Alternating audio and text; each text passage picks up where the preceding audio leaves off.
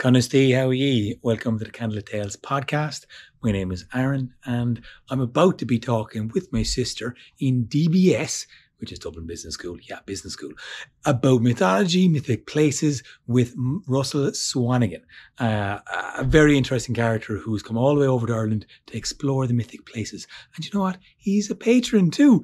Patreon supporter, patreon.com/Candlelit Tales. So you can do that if you want to be Patreon supporter, or you can like and subscribe to the channel if you're on YouTube, or you can just share this conversation or these stories with anyone you want to, if you want to. Stay tuned for more stories. We have more Mythic Places episodes coming up, and we have a very interesting chat about to happen. Russel, thanks very much for joining us on the Candlelit Tales Podcast. My pleasure. Not only are you a Patreon supporter, thank you very much, by the way, You're very welcome. but you're also a fan of mythology, a fan of my sister, which I'm a big fan of as well.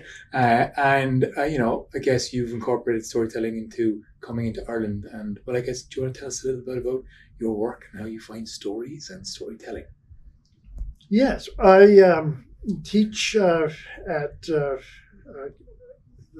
long name here, so brace yourself, California Polytechnic State University in San Luis Obispo. It does not fit on one line. No, that does not fit on one line. And I have taught there for 17 years.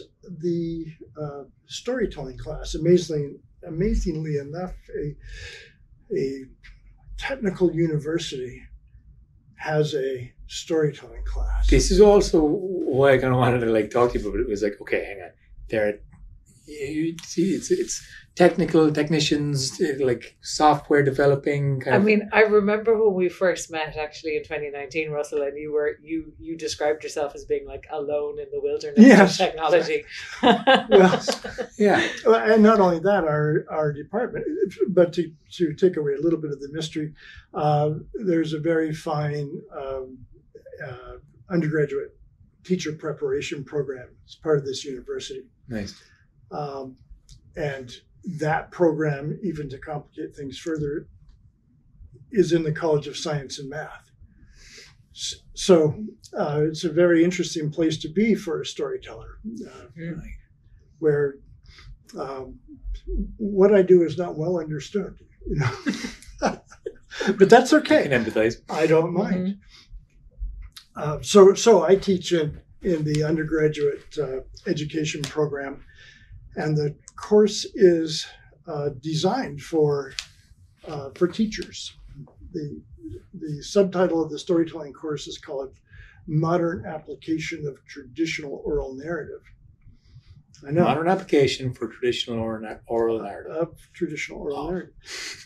When we moved to the College of Science and Math, I thought I needed some more gravitas to the course. So Good title. Good title always sells title. it. Yeah. So it sounds really good, and amazingly enough, it reflects what we do in the course. Okay, that's a good bonus. It's a good bonus for title. So exactly. You do exactly what you say on the tin. We do. Okay, nice. Yeah. In what way? How do you apply old oral traditions of storytelling into a modern? What is the modern application for it? Well, it's looking at the ancient stories, and then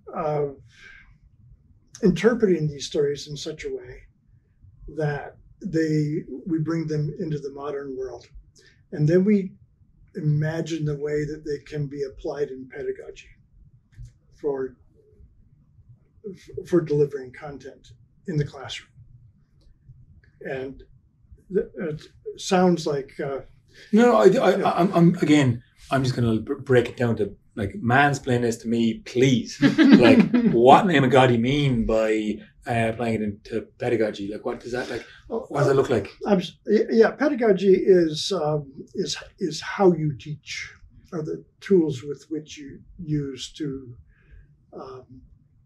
deliver content, right? Whatever it is you're attempting to teach. Mm-hmm. So the idea is that our modern generations have moved far away from these stories in terms of even understanding the context of the stories, Sure. because they've been codified in print and cultures moved on and left them behind. And our job is to lift them off of that printed page, to breathe life into them and deliver them to a new generation of people, which, by the way, is exactly what you're doing. Exactly. Like this was, like I said, when we first met in 2019, it was kind of like, oh, we're doing the same thing. Right. In very different contexts, in very different places. Like, that's very cool.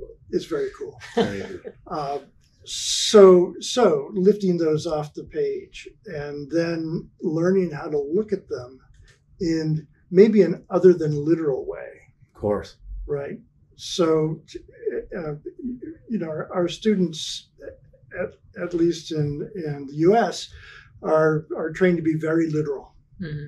Right, in their interpretation of text and all of that. So, Sure. So one of my goals is to say, yes, here's what it says, but then what does it mean? And how can you get to that meaning by maybe looking at the symbolism or just, interpreting the story in a slightly different way? Mm-hmm. And then you begin to see all of these underlying meanings in the stories. And then you get to look at that and say, well, how can I use this then to deliver maybe a science concept with that story that has the ability to attach an emotional connection to an otherwise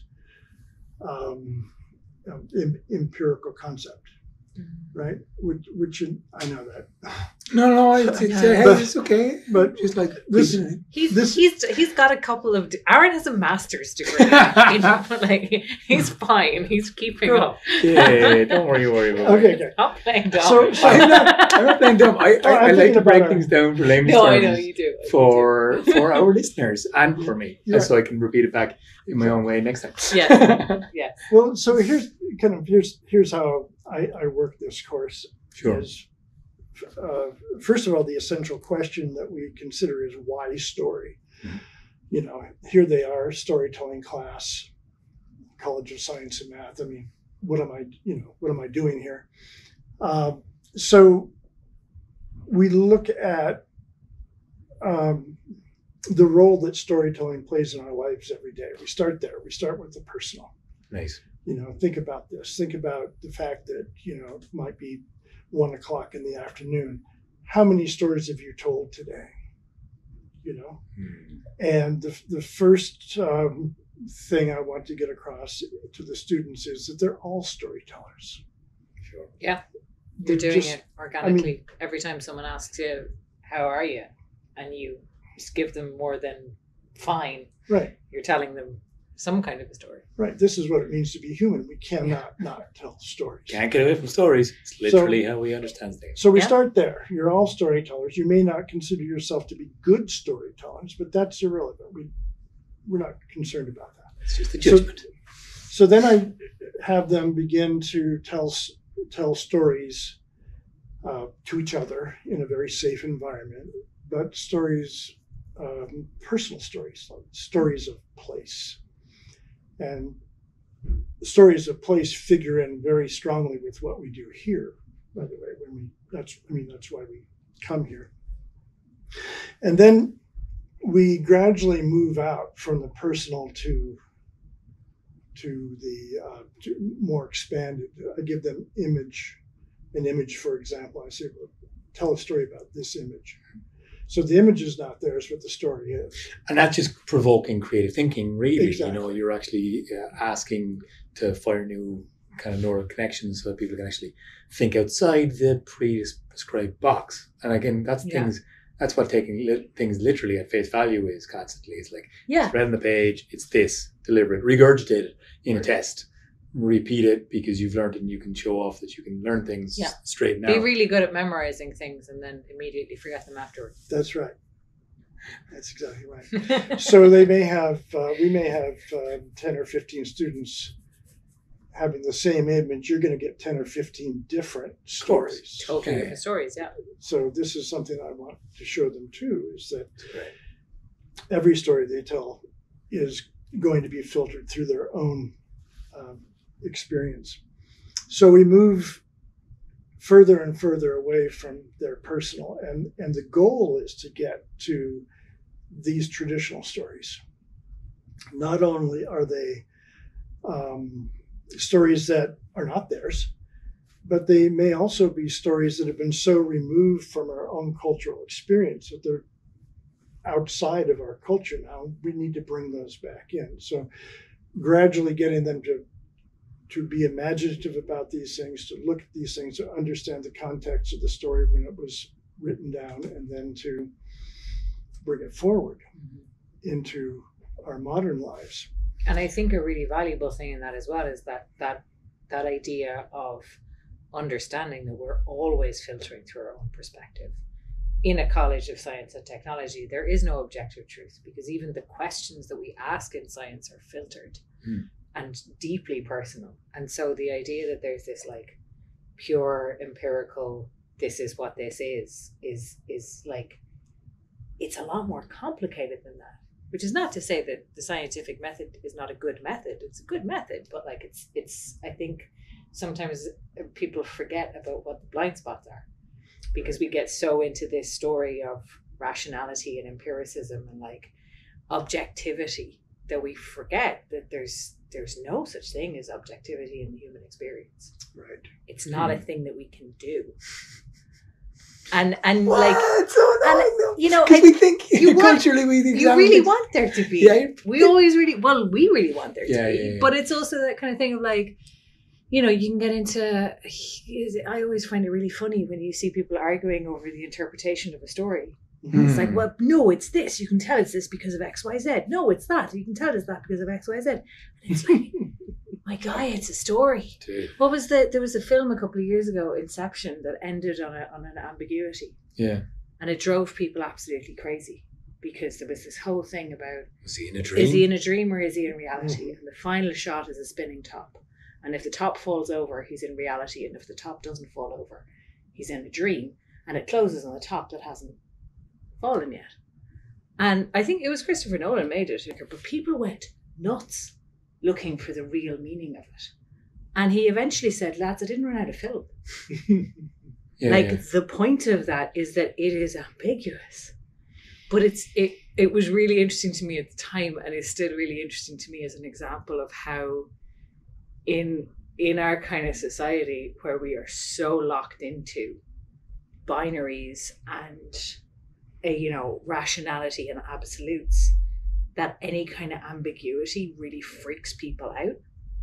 Like anything that is outside of yes, no, male, female, right, wrong, makes us kind of go like, ooh, right. What?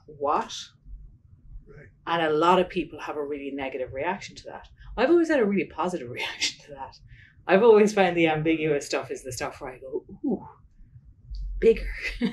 yeah. But again, that's people wanting, and something that fits in a box, like neatly, and it's objective, and you can understand it, and you can say what it is, and you can label it, and you can like it or you can call it right and wrong, and it's black and white thinking, and that's where we get trapped in kind of, again, a modern way of looking at stories. I think is often to just not understand stuff. Exactly. You don't know what's going on. Oh no, but that's chaos. Yeah. That's what it is, where there is no left and right. There is no up and down, really. There's just, if you go up from a different part of the world, you're going sideways, depending on what point of view you're looking at. We're all on a giant rock floating, hurtling through the space, or on a giant burning rock. But I think sphere. That's also where stories come in as well, because as well as showing that kind of fragmentation, that sort of like postmodern terror of the fragmentation of what is true and what is not, it also invites you into the other side of that. For me in storytelling is that you get to make your own meaning. Yeah, exactly. You get to resolve that chaos for yourself, understanding that is an individual project. Mm-hmm. And this is the biggest challenge I think that my students have, because they have been trained that there's one answer. It's a right answer. And they've also been trained that there's a process. We start here, we go from A to B to C to D. And they come into my class and I tell them, there is no right answer. There is no one right way to tell a story. That's the challenge, is that you need to do this self-exploration and have the confidence in the way that you're experiencing the story and telling the story that it's right for you. Totally. Mm-hmm. Totally.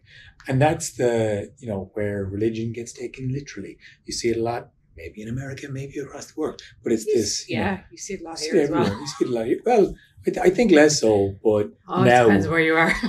Sure. Sorry, but yes. No, you're right. Like, I think there is that literalization of the sort of transcendent in religions. I think it is probably a global problem. But I mean, we're familiar with seeing it in the American context. There was a lot of it. There's been a lot of it in the Irish context. You see a lot of it in different world religions, where it's a real kind of concretization of like, this is right, that is wrong, this is good, that is bad, and I have to go and do something about the bad people. As opposed to just sitting there and like, it's all just stuff, guys. But I often kind of think like, it is, how I grew up as a child, from infancy into adolescent, of like looking at stories, being taught religious stories primarily, and hearing Gospels and hearing what happened in the Bible in this Catholic surrounding. A lot of Irish people were raised in a sort of culturally Catholic rather than actually particularly religious. Yeah. Like, our parents were not particularly religious, but Ireland in the 80s and 90s was still so profoundly Catholic that, even just going to a state school, you get Bible stories, you get the rituals of Catholicism, you get all of this stuff as you're growing up. And you do get the Fionn McCool and Salmon of Knowledge, and you do get an introduction to Cuchulainn, and you do get an introduction to these little names within Irish mythology that have a big... And it was always wild to me how the very same teachers who would tell you the gospel stories with such a straight face. Like, this is how the saint died, and this was all, and then that angel flew down from heaven with a golden trumpet. And then they would get onto the Irish mythology ones and be like, now, we must remember that these are full of exaggeration, because really they're just a bit daft. So we're not going to take this too seriously. Don't take it too literally. Don't worry about it too much. Don't get too excited. And I'm like, how is this wilder? Then Moses parting the sea. That's awesome. Literally true, Aaron. Sacrilege. What? I used to love that. I remember painting a wall in my third class. I think I was in second. Another kid in third class. It was a split class. We were painting the wall at the back of trying to paint water going up as a kid in, 8. It was hard. It's hard to get that sense of motion. It was cool imagery. It was amazing. Cool imagery in Bible stories. Absolutely. But and it's kind of where my resurgence into Irish myth has gone to kind of go, hang on, okay, there were stories I came up with culturally and were amazed by. And, as a kid with that fascination of story, whether it's made up by our father or whether it's stories you see in movies, often Western in our homes, the excitement through story came for me a little bit later. Like, you read stories to me so often. I was lucky to have you doing that job, to be honest. But the excitement in story enhances the living, because you don't get to feel those emotions unless you're actually literally feeling them, and it's awful. Because if you're that heartbroken, if you're literally burying a loved one, everything is heightened, and you're kind of gone into the fight, flight, freeze mode, and you're getting on with stuff, and you're doing things. And it's not till you process and go through all that. But in the aftermath of potential trauma or adversity, then you get moments of being reminded of how beautiful life can be by being reminded of the suffering and the elation through story. And that for me is where it reverberates into the nowness and the modernity of it. It's like, the enthusiasm for living comes through a parallel appreciation of just story, of experiencing a story. Exactly. Exactly. That wasn't a question. Remember when we said we would probably immediately fragment into chaos? Yeah, Yeah. I'm with you. Good. Good. So, but that's the thing, is that the stories allow us to live imaginatively into this other world. Mm-hmm. Mm. And it does make it richer for us, I think. I think so. Yeah. Um, I think so. And I think, yeah, like I'm just thinking, God, what a great way to teach people as well, to actually understand that you can hook an emotion onto the list of empirical facts and actually deliver it as a story. That seems like just a great approach. yeah. Because that's sorry. I think my question was forming itself in my head as I was going off on one, and that for me is how I do what we do. I love stories for many reasons, but that's kind of one of the core essences for me. And breathing life back inside and literally letting them breathe and live with an audience. I get a little stuck on this idea of application. Applying the old myths in terms of here and now, other than exciting the mind and the imagination and one's creativity. And so I guess my question for you, Russell, is in what way do you apply on a, if you can break it down to like two, as short as you can, in what way can you apply? No, we're going to shut up now. We're going to let Russell talk about the application of this for a while because we've been going off. Yeah. Okay. Well, frankly, the more that I learn about Irish myths, I mean, this question is rattling around in my head too. Nice. Yeah. These stories, honestly, are fairly new to me. I work mostly in European folklore and myth, which is quite a bit different from Irish folklore and myth. I mean, it's really pretty different. One of the units of instruction I have in this class is the genres of oral traditional literature. There are some genres that, as far as I know, don't exist in Irish folk literature. Like, I've not run into a pourquoi story, for example. Sorry, what's A why story. A why story? Why is it that a skunk has two stories? Oh, yeah. Why stories, pourquoi stories. These stories are really common in Native American stories, for example, and they're great for science. They just dovetail so well into that idea. Of fables, for example, where the characters in the stories are animals that exhibit human characteristics. As far as I know, I've not run into an Irish story like that. No. Right? If it's an animal and it talks to you, it's from the other world. Exactly. And it could be just a shapeshifter. It could be just Exactly. a shapeshifter in disguise. So it's a completely different world for me, and a marvelous world. And that's where I'm at right now. I'm trying to answer the same question that you just asked. Great.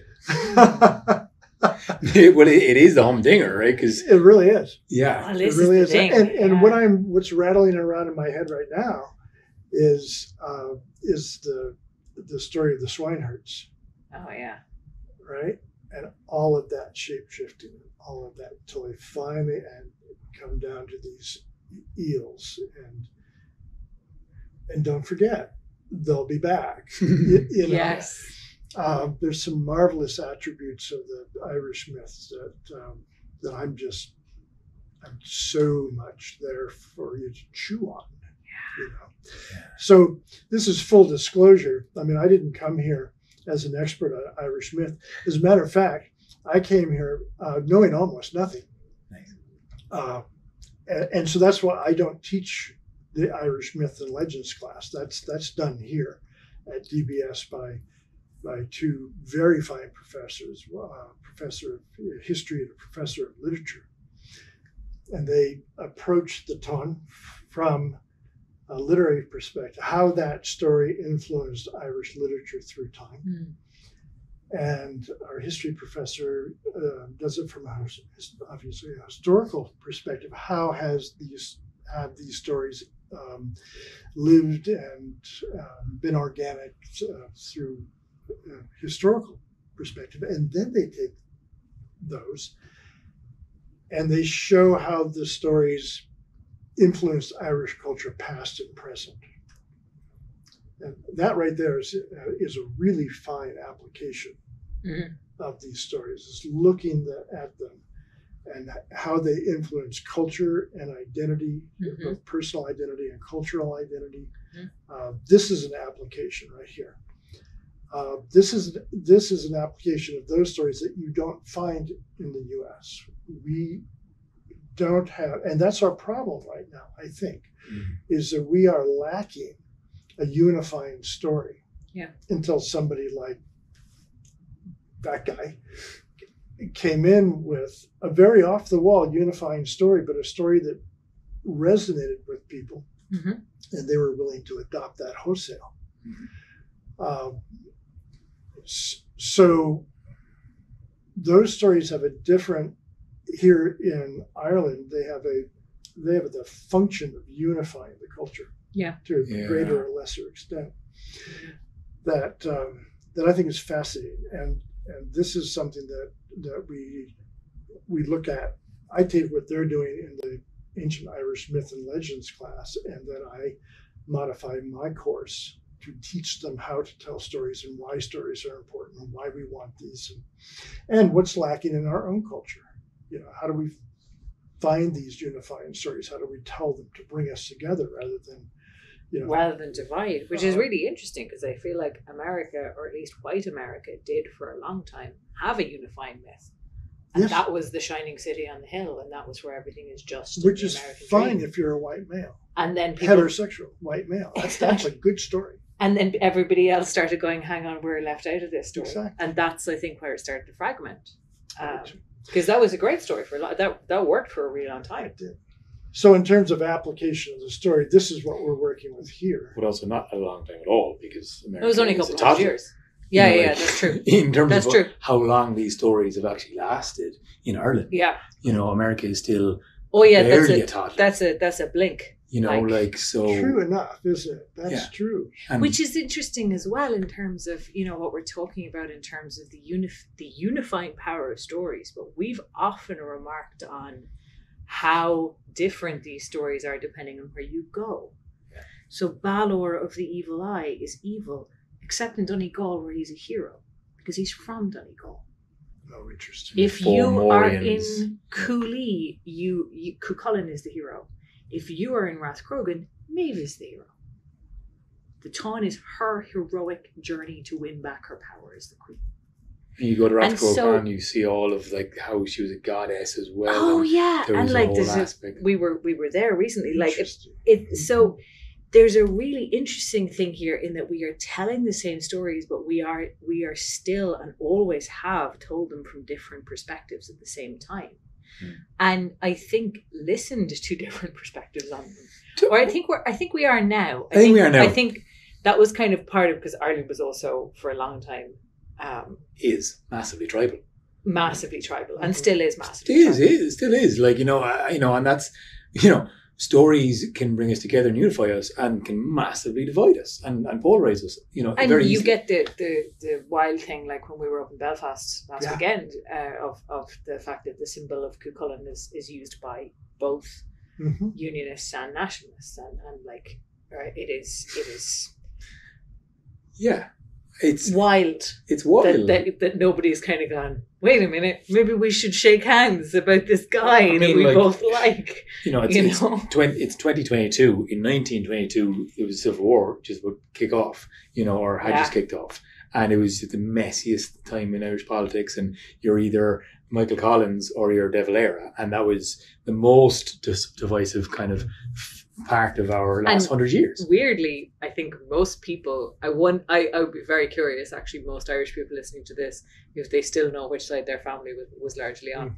Because I know what side our family was. I think people do. I think people do. And I think people still do know. I think which is why I don't want to say it on the podcast. But like, yeah. Well, obviously, Collins gave it away. Like, give it away. Not saying but it. Collins all the way. I was just curious. I was very curious to see what people would say, because I am curious about that. At the same time, there's no like black and white. There's a massively messy area.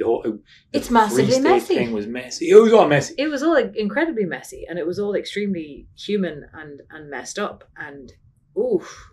Boy, did it get violent. But it was also kind of, I think it was a real time for Cuchulainn. Like I mentioned, there's an application of Cuchulainn. There's an application of Cuchulainn that was badly used and part of press using. Well, hang on now. I actually don't. I think that the choosing of Cuchulainn as your centralizing myth was the problem from the get-go. Tragic character. I mentioned it at Loch Crew at the site of the Cailleach, that actually one of the things that I think of when Cuchulainn rejects the Cailleach in that story of him and the Cailleach Beara. Yeah. Who embraces the Cailleach? No, does. The king does. Yeah. I think that is one of Cuchulainn's failures. I think that is one of the stories of him not being able to grow up and make the transition from warrior to king. And I actually think I have a little germ of a thesis here that Cuchulainn is the story of a failed king. Right. He's the story of someone who's so brilliant in boyhood that he doesn't make the leap. And so there is no way, if you choose that as your king, that you're not going to end up in fighting. Yeah. Interesting. Because you're never going to be able to move beyond a fight. Absolutely. I heard that in this trip, and it really resonated with me. It's like, oh, wow. Because he wasn't susceptible to the curse. He never grew a beard. Enough. He never grew up. And that, like, the symbolism of the beard is just like he didn't reach manhood. He completed all of the sort of social rituals of going from boy to man, but on a fundamental level he never actually grew up, and that's kind of fascinating to me, and always kind of has been. I guess like the application, someone sat me, a student of drama, sat me down for a quick interview on Irish myths as well just before I met you guys, and it was like she asked me something similar to what I was asking about in terms of, do people know these myths, or why do we tell these stories right now? And this topic came up of why we tell Fionn McCool stories and Cuchulainn stories to kids. They're the only two names we know in Ireland still today, really. If you ask everybody in Ireland what character they know, probably Cuchulainn, probably Fionn McCool, maybe nothing else, depending where you go. Yeah. Again, we're in the little. They might know Oisín. Yeah. Again, connected to Fionn, connected to Fianna, connecting to the fighting group, connecting, the Robin Hood and the Merry Men, the fighting against adversity. It was always, overcoming the obstacle through adversity, through violent ends. It was always the warrior mentality, and has been since, 1916 and beyond, before that, 700 years before that as well.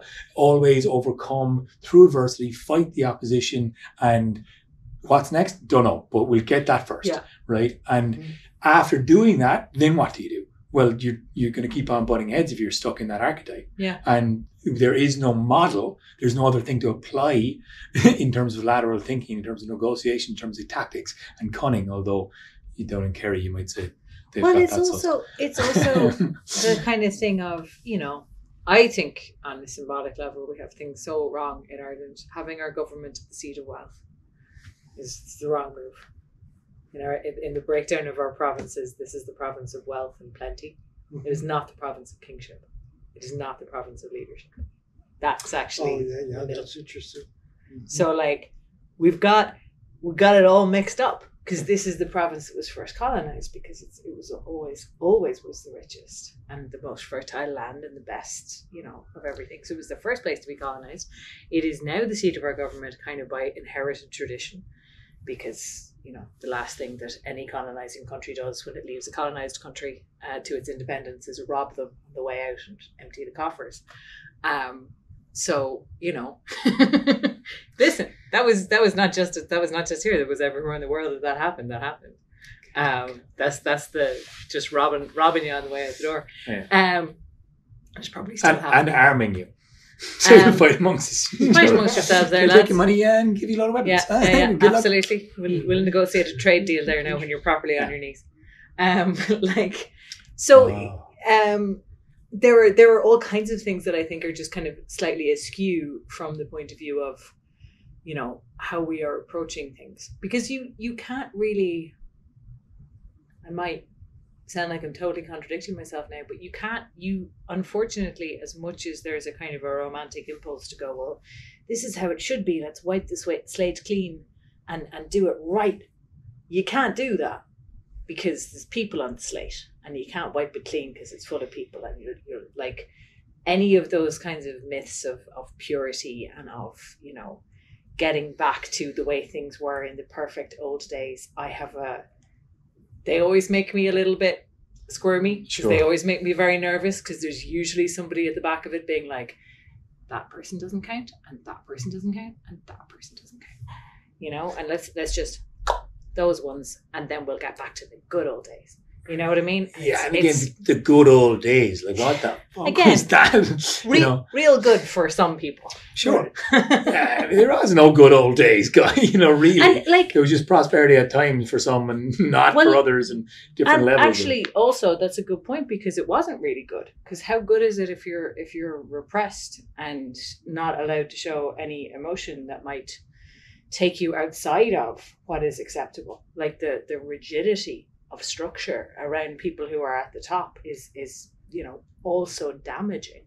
Sure. You know? And I guess, like, obviously there are better stories we can be telling. I think the work you're doing is fantastic in terms of getting people to find their own story. I think everyone's real calling is to find their own hero's journey or heroine's journey, their own map, their own path out, and be proud of it, to walk it, you know, with integrity, and look back and be able to tell your own story with a bit of like, I did that, and I'm fucking doing that.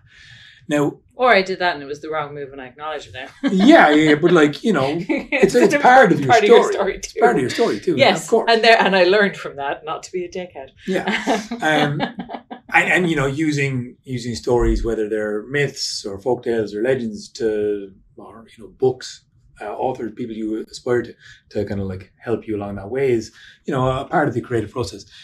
Why do you think stories of place resonate so well, rather than stories that are cowboys and Indians? Well, let's talk about Ireland, because you said you start with why story, but what brought you to Ireland for this, given that it's not Irish myth you teach?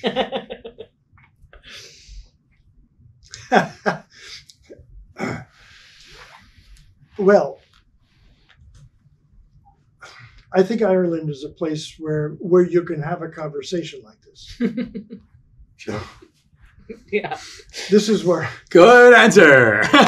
This is where I come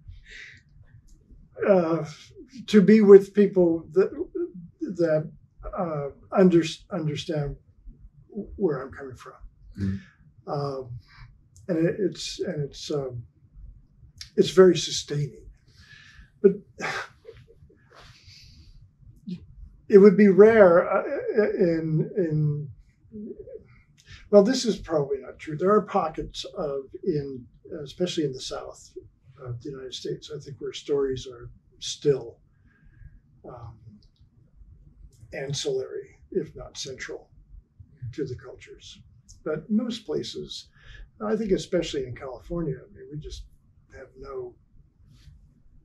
there's no awareness of this at all. So Ireland is attractive in this way, because I can bring my students here and I can say, here, look at all these people, look at the relationship to their stories, and look at the relationship to the place where these stories originated from. And in terms of the application, where that is important for students from California or for the United States, is that stories of place, or this idea of place attachment, this idea of having an emotional connection to geographic location, is really important if we want to save the planet. so many of my students are going to be educators. So many of them are going to teach environmental science. And it's all well and good to talk about the rainforest in the abstract, or, and I'm not saying that every student should go to the rainforest, but at least they ought to understand what it's like to be with a tree. And the story of, where we live, to be attached, to get an attachment to that so that we can care for it. If they don't have any emotional attachment to these places, then they're not going to feel the loss. And you don't actually need to go there, I don't think. I just think you need to know the stories of the place, of the people who are there, and develop some empathy for that, so that you can care about it. So that's what I want them to experience. That's why we go through all of that effort. Let's hike up the hill. That hill. Do we have to? Because you guys went on quite a little tour. We were in this room just last week telling the Tawn to your class, and then you went off on kind of a Tawn-esque tour, where you hit some beautiful landscapes along the way. We did. We went to. We talked about the Cailleach at Lough Crew. Lough Crew is Lough Crew. It's one of the other. I don't know if it's older than Newgrange, but it's kind of almost parallel. But it's of the same, I think, civilization that built Newgrange, built Lough Crew, but it's got a story connected to the Cailleach. It was the Cailleach Vera trying to gather up a little bit of power, placing stones in certain important locations, and she tripped at the last hurdle and spilled the Lough Crew cairns out. And there's a place on it, the Cailleach's chair, the hag's chair, where actually nobody sat in it this time. No. Yeah, I wouldn't. Somebody was tempted, and I said, "Well, look, if you're going to sit in it, just don't, do it sometime you're not in the same bus as me." Because we had one of the students sat in it last time. Oh, what's the superstition? What's the warning? Well, it's the Cailleach's chair. I mean, I kind of, he sat in the Cailleach's seat.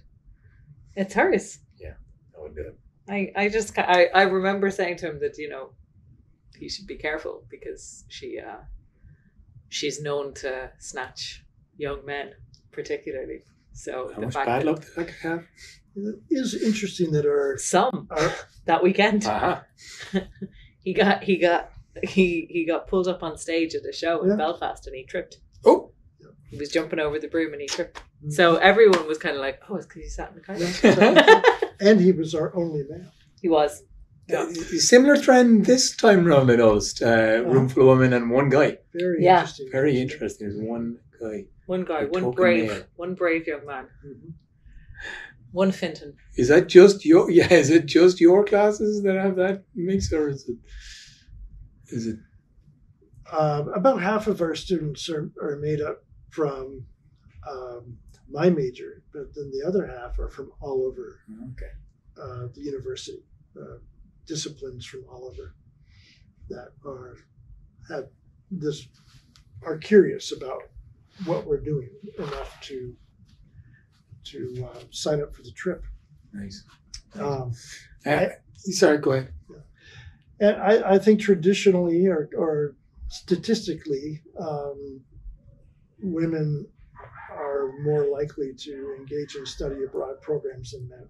All right. At least that's what I've been told. I don't know. I mean, sure, I do after watching your class being full of women and one man. Definitely proving that point. So, when you went along you got to some of these beautiful places, Lough Crew. You also you tried to go to we couldn't get to Clough-Faror, which is the death stone of Cuchulainn, but we did get to RD, where there's that beautiful sculpture by Anne Melton Hugh, which is fantastic. So I stood next to them, telling the story of the river. Yes, right at the bridge where that's where the ford was. I think it was a little bit downriver from there, but very cool to be beside the River Dee while you're telling the story of Freudia's death. And I gave them the unabridged 4-day duel, you know. We're usually truncated to like 2 or 3 days when we're telling it as part of a larger story, because it's a whole 4 days. And then we went to Dundalgan, to Cullen's Castle. And I had already told them the death story on the bus because we weren't able to stop. So I just kind of told them into the microphone. We went to Dundalgan. We went to what is by tradition known as Cullen's Castle. It's a newer castle built on the ruins of an older one. So I told them the courtship of Emer because I felt like they needed something light. You do need something light. I was at a wedding in Wicklow this weekend actually, and I my constant refrain was like, "There's no happy love stories." Yeah, I'm really sorry, but there's very few. But there is one. There's one. There's literally one that we always tell at weddings. It's become our wedding story now. All of the others ended tragedy. They loved the wooing of Emer. It goes down a tree. The wooing of Emer does go down a street. You know, it's great. Like, now, as long as you ignore the fact that it's a tragic life and she does get jealous that one time, it's quite a good love story about two extremely arrogant and good at their jobs people who actually, you know, meet each other. That's how I always tell it. You know, the two of them are as bad as each other, but they actually respect each other, so they have some chance of making something work. So we did that in Dundalk, and then we also went to the Giant's Causeway on Sunday, and we went to Navan Fort. Beautiful. So stood on top of Owen Maca and told them the two naming stories. So hearing these stories. So this is the story that the foundational story that they're using in the Ancient Myth in Ireland's course. So they're getting the kind of an academic take on the story. Then they come here and they hear you in an oral traditional way render the story. And then the really beautiful thing is to go out and stand on the space, stand on the place. And that really kind of cinches it. This is having that experience is so deep and powerful that these students won't forget that. They won't forget it. It solidifies their relationship with the story. It solidifies their relationship with the place, with Ireland. And then when we go back, it's like, this is how you teach, so that your students can grow attached to the earth, to places on the planet. That then, so they'll have this emotional attachment and hopefully then be motivated to care more. Otherwise, it's just, we're talking in the abstract. So that's a really big part of why it is we want to do it this way. This going out, being able to go out and hear the stories in place was really important to me, not just doing this in the classroom, but standing on the place. And it's very powerful for the students. This is really a very new experience for them. And frankly, for me as well. You know. Well, this was all going to be. Are you drinking my? No, not at all. Didn't. I'm just kind of. I don't know why I was going down so fast. Yeah. So in this way, this is how, you know, we're working with the application of these stories and give it a little more time, a few more years maybe. I'll be able to discern the answer to everything and the meaning of life and all of that. Yeah. It'll all resolve. It'll all become but clear. These are just, I mean, gotta ask yourself, something is going on here. Yeah. I mean, these stories are not good because they're old. They're old because they're good. Yeah. Yes. And nice, so then, I mean, my thing is, why? Yeah. Why are they? What's going on here? Yeah. And the stories are so beautifully complicated and intertwined.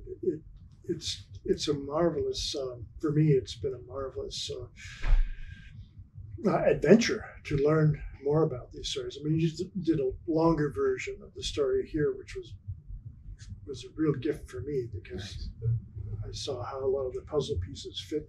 I love that. The story of the poets grabbing the pieces. Yes. And put it's just a. I loved it too the first time we came across it because it was also such a kind of validation of like the way we do the stories. Exactly. Because it's like, yeah, you find the facts that you find, then you try and invoke the spirit of the people that you're talking about. Totally. And figure out, I mean, sometimes that's a case of sitting there and going, okay, what kind of person, who is the personality of someone who goes, I'm going to war to prove to you that I am the queen.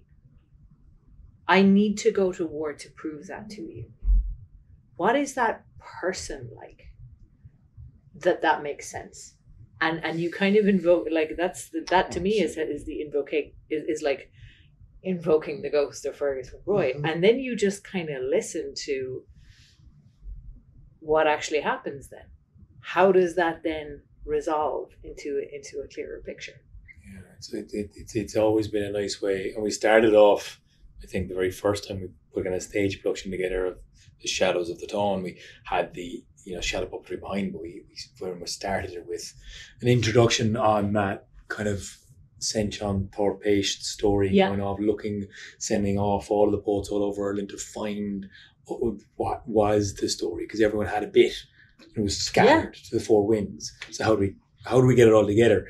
And it's a head melter anyway, because no matter where you go, you hear a different version of different points still today, and it's been rewritten, it's been retranslated. Kinsella did a great job, and then someone else did, there's been so many other retranslations, and you go back to source text again. You go back to source, you can retranslate it and reinfer different meanings, or you can find different príomhscéalte that Kinsella decided to leave out for the sake of like. There's other, like there's the.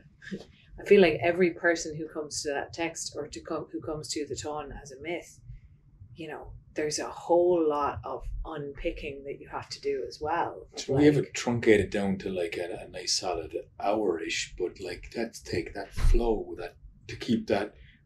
We're leaving out loads, but you have to, because then you have to kind of go, okay, but like we're not here for a month, we're here for a show. Attention span. That was how we started. We started with telling the Tawn in Winter After Dark. Because we started this, it'll be 8 years next November.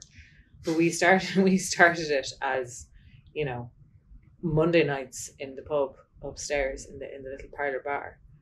And we did it for 5 weeks. And I think it was a good 2 hours each time, because we did not know how to cater for attention spans then.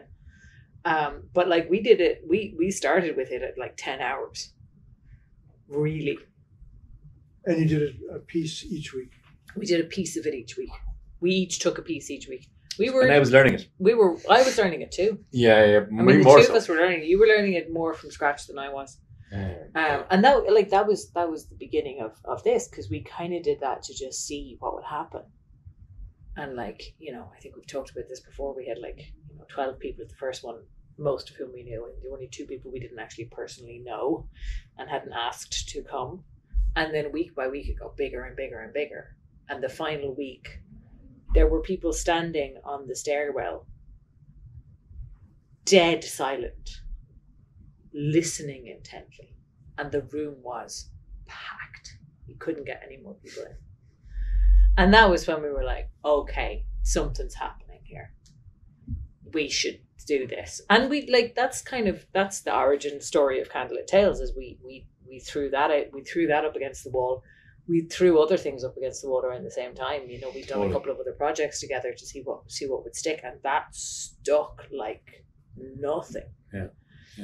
And still is, and still, we're still getting, messages from people around the world listening to the stories and saying hello, I'm in, Australia, and this has been amazing for this reason, and just incredible kind of connections. And then I when we first linked up in 2019 and did the stories in Ireland, that was another one, because it was also like, that was also the first time for me telling the stories in place, and I found it like a really exciting idea, and I still do. Like, I really got a great buzz off standing on top of Awan Macha in Ardvacha. That was powerful. And telling the story of the two Machas. Like, that was with the whole countryside spread out around you. And the big old oak trees and the tall grasses with the seed head, like, just stunning. And likewise with all of those other places that we visited, like, telling the story at the place of the story. Mythic, you might say. It's epic. It's absolutely epic. It's what really was cool. your favorite story? If you had to pick one. Oh no! You got to pick one though. I just love the story of Cuchulainn and Ferdia. Yeah, that is such a powerful story, and especially the way you told it, just unfolding, and that progression from friendship then to the reality of what has to happen. Mm-hmm. It's always a sad one. It's always a sad one. What's your favorite one? The sad one. The sad one. Because it taps into something that's fundamentally more human than the glossy fun one. Because that's like slightly abstract. You can kind of see through it. But when you get emotionally hit by a story, I think it resonates deep inside you with something that you can't really understand, that you can't get your head around. And then the moments of the story stick and the images, and you're in the position of somebody who is honor bound to go ahead with something that they don't want to do, but does it anyway. But the way you set that up with the love that they had for each other, that dichotomy between I love you so, I mean, deep love. Yeah. I mean, you spared nothing on that. No, I'm very committed to re-queering Irish mythology. I gotta say, that's become a thing. It's kind of always been a thing for me, but like, yeah. Really powerful. So that made then the reality of what had to happen such more powerful. This was not a little thing. No. This was not, oh, that's my friend. It's like having to do away with part of your soul. Yes. You're not going to recover from that. Yes. And I think I told that in the story as well, that like he doesn't use the battle rage again. That's why he doesn't use it in the last battle, because he leaves it. Yeah. And certainly which is his death story. The great tragedy of Cuchulainn is that he has to leave these destructive things behind, but there's nothing to come in and replace it with. So he leaves his battle rage after the boys' troop, after the Táin. He seems to leave that behind him. And then after the Conla story, because he has the same dilemma several years later, and he does the same thing with the same result, except this time it's his only son. And he breaks the Gaebolga after it. So by the time then all his chickens come home to roost, he has nothing to meet them with except himself, and everything is stripped away from him. And that's why that death story, I think, is so stunning, because there's a person who cannot move beyond the warrior story, but embodies it to its pinnacle. And its pinnacle is so sad. Yeah. That he stands there literally empty of his own guts, but he stands there and dies. The king of the warriors. That's what you get. And like we've been doing that for several years now, actually, just kind of really looking at the Táin as a tragedy. Like, this is because I think that's what it is. I think it's like, as a war story, it is a deeply sorrowful story, and I think it always was. I think this action movie kind of war as spectator sport stuff that we have in the modern age it's partially propaganda. I think it's very driven by propaganda, but it's also like so wrong in terms of, no, war is actually awful, and if you have to go into that place of getting yourself to be able to do violence to somebody else, it hurts you. And like, it's, some people call it the Irish Iliad, and some people even recently I was talking to someone up in Rathcrogan who was saying the potential of the Táin being the Irish epic based loosely upon the Iliad. There's some historical kind of reference to. There's some other people who reckon it was the other way around. Yeah, sure. Iliad was based on the song. But again, the Iliad is the destruction of Troy. Yeah, it's the not destruction good. of an amazing civilization, the greatest in the world at the time, and it's gone. No one knows where it was because it was absolutely obliterated. Yeah. And there is no, although it's surrounded by Hercules and the great characters within Greek mythology, it's also Achilles was the Táin, or was the Iliad? No, I mean Hercules comes in. So he does. Hercules comes into Troy just before the Iliad. He's there. He fights the Gorgon. I think I don't know. I'm not an expert. But the great characters. I mean, within Greek myth and the gods and the play and all of it, that essentially is the big tragedy in and it's the destruction of war. It's the story of war. It's what happens at war. There is no winners in war, and that's kind of what the story of this as well is. And it's the story of the repeated history that we see again and again and again between division and unity, which is constantly what we're striving towards, to be unified, and yet we're constantly finding ways of opposition. And what happens more often than not, you end up in conflict, and conflict breeds destruction.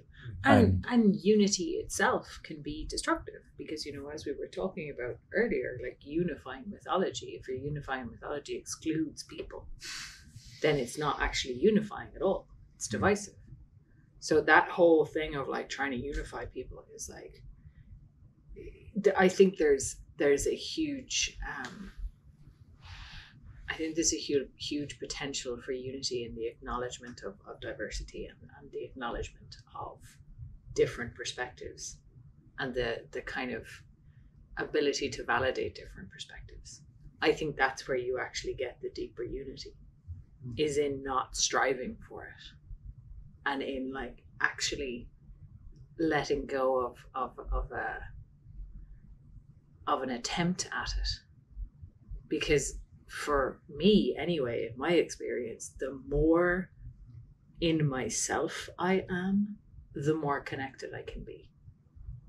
If I'm trying to smooth myself in order to make things more comfortable for other people, I'm putting up masks and I'm actually putting up barriers. Interesting. Yeah. So like that's a kind of a project of my own kind of life, but it's also a work of that requires an ability to be vulnerable, and that kind of requires a certain level of being okay with that. That's what I think like happens to me when I listen to stories. Certainly when you tell Ferguson or Ferdy and Cuchulainn, like you feel vulnerable. Mm-hmm. There's a vulnerability that's actually innately tapped into, and your feelings are just brought up, and that in itself is vulnerable. And then when you're sharing that with a room of people who are also feeling the same way, and that's the thing as well, because you're not asking like that. I think that's one of the really wonderful things about the unification of storytelling is like you're not telling anybody, or we're not telling anybody what this means. Mm-hmm. We are taking people on an experience, and they are interpreting that through their own lens, and they're going to go away with their own memory of that, and they are going to go away with their own understanding of that, and they might have very different, I mean, judging by the kinds of conversations you get after shows where people start chatting about the stories, they don't come away with exactly the same perspective. That's right. But that's kind of what I mean of like, you're not in that moment saying, okay, we're all going to think and feel the same thing. But actually by allowing everybody their own experience, you do kind of synchronize. In it on a sort of a deeper level. I think so. Yeah. So that's wow. We went deep, Russell. That we did. Listen, Russell, thank you very much for coming on the Candlelit Tales podcast. My pleasure. An honor. Yes, and thank you you. so much. Thank you so much for inviting us to be part of your program in Stories in Ireland. It's been wonderful. Oh, it's just you enrich it so much. I'm delighted. I mean, it was always... Thank you so much for making it such a powerful experience for these students. They don't forget this. This is a real highlight in their educational experience. Right on. Well, Yeah.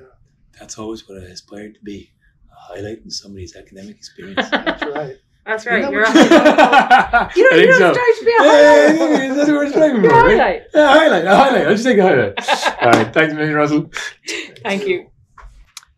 Thanks a million for listening, guys. Hit like and subscribe and follow us on social media. We'll have new live performances coming to Dublin soon and more Mythic Places in this series as well. Grow more and like and subscribe. Did you click it yet?